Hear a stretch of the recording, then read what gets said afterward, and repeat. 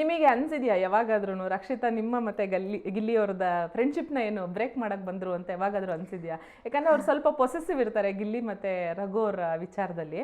ನಿಮಗೆ ಯಾವಾಗಾದ್ರೂ ಹಂಗೆ ಅನ್ಸಿದ್ಯಾ? ಬ್ರೇಕ್ ಮಾಡಕ್ ಬಂದ್ಲು ಅಂತ ಅನ್ಸಿಲ್ಲ ನನಗೆ. ಪ್ರಾಬಬ್ಲಿ ಆ ಫ್ರೆಂಡ್ಶಿಪ್ ನನಗೂ ಬೇಕು ಅಂತ ಎಕ್ಸ್ಪೆಕ್ಟ್ ಮಾಡಿದ್ಲು ಅಂತ ಅನ್ಸಿತ್ತು. ಯಾಕಂದ್ರೆ ಗಿಲ್ಲಿ ಜೊತೆ ಅಷ್ಟು ಕ್ಲೋಸ್ ಇರಲಿಲ್ಲ ಅವಳು.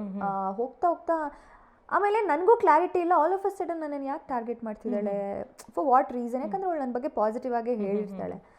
ನನಗೆ ಕ್ಲಾರಿಟಿ ಇಲ್ಲ, ನೀನೋ ಪ್ರಾಸೆಸ್ ಮಾಡ್ತಿರ್ತೀನಿ, ಏನಾಗಿದೆ ಅಂತ ಹೋಗ್ತಾ ಹೋಗ್ತಾ ಹೋಗ್ತಾ ನನಗೆ ಕ್ಲಾರಿಟಿ ಸಿಗುತ್ತೆ.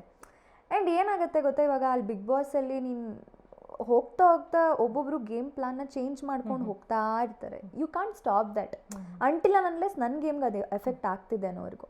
ಸೊ ಅವಳು ನನ್ನ ವಿಷಯಕ್ಕೆ ಬಂದು ನನಗೆ ಎಫೆಕ್ಟ್ ಮಾಡ್ತಿದ್ದಾಳೆ ಅಂದಾಗಲೇ ನಾನು ಮಾತಾಡಿದ್ದು. ಅಲ್ಲಿವರೆಗೂ ಅವಳಿಗೆ ಇಲ್ಲಿ ಜೊತೆ ಮಾತಾಡಿದ್ರು, ಫ್ರೆಂಡ್ಶಿಪ್ ಬೆಳೆಸ್ಕೊಂಡ್ರು, ಅದು ನನಗೆ ಏನು ಚೇಂಜಸ್ ಅನಿಸ್ತಿರ್ಲಿಲ್ಲ. ನನ್ನ ವಿಷಯಕ್ಕೆ ಬಂದಾಗಷ್ಟೇ ನಾನು ಮಾತಾಡ್ತಾ ಇದ್ದೆ.